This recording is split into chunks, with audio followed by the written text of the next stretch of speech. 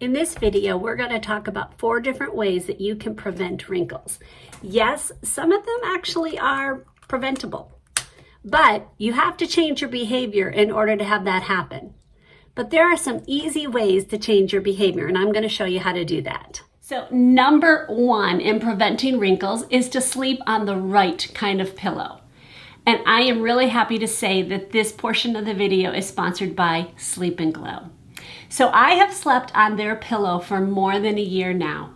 It is so comfortable, and I am rest assured that I am not creating more wrinkles. I believe this is the hands down best pillow if you want to prevent wrinkles. So first off, let me show you why it prevents wrinkles. If you will see, there is an indentation right here. And what this does, wait, let me just show you. So this is a typical pillow that I used to sleep on. As you can see, the way I'm sleeping, my face is getting crushed right there, and that's the way I would sleep. That's how I got all these wrinkles right here, is because I would sleep like this. So my face is being cradled right here between this and this. But because this goes down, my whole face isn't getting wrinkled. So I'm not getting anything getting crushed against my face. It's so much better. So if you like to sleep on your back, it will cradle your neck right here. It's got this. I make sure the pillow is snug against my shoulders, and then it cradles my neck, and I'm able to sleep really easily this way. Now I sleep on this pillow 2 different ways. I sleep on it the way I just showed you, on the edge, so that my face is cradled right here. But sometimes I'll sleep with my face facing this way, because right here is an indentation where your head is when you're sleeping on your back. And it also goes in, so my face isn't being crushed even if I face into the middle of the pillow. I love that it will let you do that. It also has this second layer here, and this makes it so that if you want your neck to be a little bit higher, or if you just want a deeper kind of pillow, you can just add this in, and then you put the pillowcase, which comes with the pillow, around the whole thing, and you've got it just a little bit deeper. And that's actually the way I like to sleep on it. Guys, this foam is amazing. It goes right back, making it so that it does not change its shape over a long period of time. This thing has not changed since I got it. And again, I sleep on it every single night. Another cool thing is, if you will see, it's kind of hard to see, but this side is a little bit deeper or wider than this side, which means that if your neck is a little bit longer, then you would just sleep on this side. Or if it's a little shallower or shorter, you would sleep on this side. So I sleep on the shorter side, but that's just because of my neck. But you find which one it works for you. It's adaptable to your neck and your head and your body and your comfort level. The Omnia pillow, which is this one, is linked below, and you also can use my code, which is Bobby10, and that will give you $10 off your pillow. Now, if you feel uncomfortable using my link, you can always just go to sleepandglow.com and you can get your pillow that way. So thank you, Sleep & Glow, for sponsoring this portion of the video. Good night. In the middle of the day. You know how when you're concentrating, you put your head in your hand? I do it all the time. So if I'm working at my computer, I'm just sitting here resting my head, and I just do this, then I do this. And the problem is you're squishing your face up every time. It's a huge habit you have to break. But anytime you catch yourself doing that, just change it and then just make a fist instead and rest your chin right on the top of your hand. So I'm constantly changing this. So when I'm watching TV, I'll catch myself and I'm like this, or I'm just resting. It's a constant thing. But I am slowly but surely changing this habit. It's a simple change, but it's not an easy change, only because it's such a strong habit to just rest your head like this. But if you rest it like this, then you're not going to be causing any more wrinkles. And shameless plug, have you guys joined my Mindful Health private Facebook group for women who want to lose weight? Go do that. It's linked below, and it's free. Yep, you guessed it, straws. We have been told for a long time that if you want to keep your teeth white, drink tea, coffee through a straw. But the problem with that is a wrinkle is not something you can easily get rid of, or ever.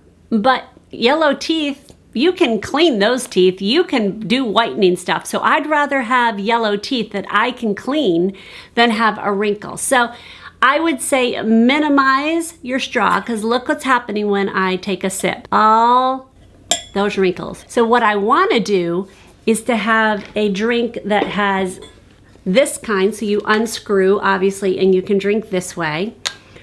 Better yet, because this even, I'm making a puckering face. Better yet is to get something like this, that's more of like a cup, the way you would drink a cup. So this one is actually my very favorite. I will link it below. I get it on Amazon, and it is my absolute favorite hot beverage drink. But you can use these for cold as well. It's just I use these for hot the most. And you can see it's just got a regular spout, and I drink normally without having to pucker my lips any more than a normal drinking would do. So change that behavior so you're not getting so many wrinkles around your lips. Okay, this is number 4. And I know you're gonna sneeze, you're gonna get a runny nose, but how you wipe your nose is a very big no-no. So this was the one that I just literally realized a couple weeks ago. Must have blown my nose while I was doing my makeup. I had realized that I had a wrinkle that went right across my nose right here. And when I blew my nose, I realized, because I would do this, or I would just wipe it like this, and I caused a wrinkle right across my nose. Now that wrinkle is set in. I've done that my whole life. So therefore, I'm not gonna get rid of the wrinkle, but I certainly don't wanna make it more pronounced. So I decided I needed to stop how I blew my nose or how I wiped my nose.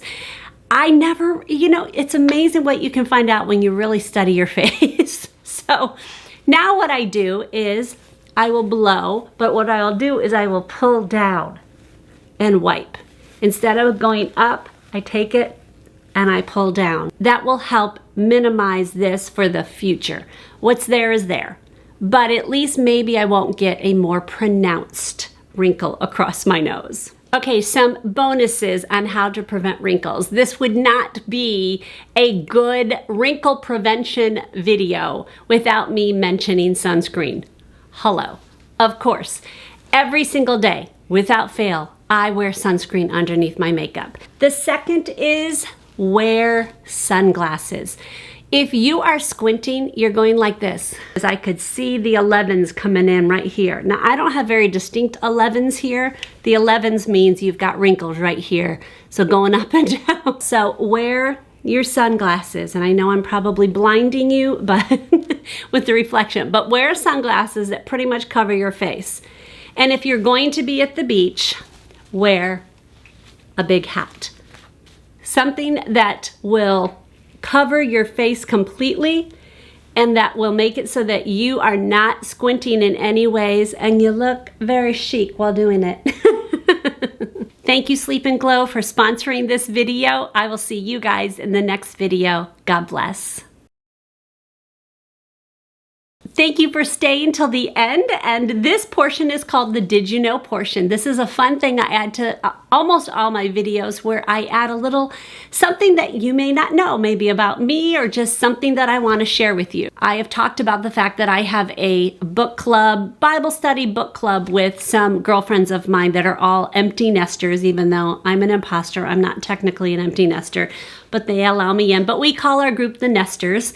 We go through a book every time and we talk about it, and a lot of it has to do with being at our age or dealing with children who are adults. So I wanted to show you some of the books that we've gone through. I think this might be all of them. The first one is called Guide to the Empty Nest, and this is by Barbara Rainey and Susan Yates. This was the first book we went through, and this was so good. This was one of my favorites. They all have something good in them, but this was a good book, so that's the name. I will link these all below where you can get them. Then we have by Ross Campbell and Gary Chapman, How to Really Love Your Adult Child. So, building a healthy relationship in a changing world. That was another one. The Power of The Power of Praying for Your Adult Children. This was a really good one by Stormy O'Mardian. This one was really good. This one, it made it sound like you were going to be given prayers, but it was much more of how your child thinks. It was much more in depth than I thought it was going to be.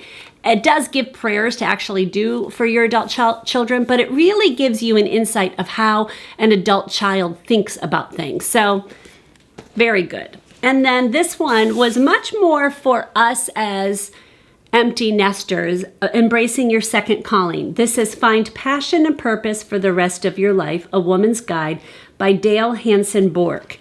And this one was probably not my favorite because a lot of this had to deal with women who just kind of felt stuck. They got to the part of their life that they just didn't know what they wanted to do with it. And I was there already. I had already gotten past that point. But some of the other women loved it. So those are the 4 books. I'll link them below.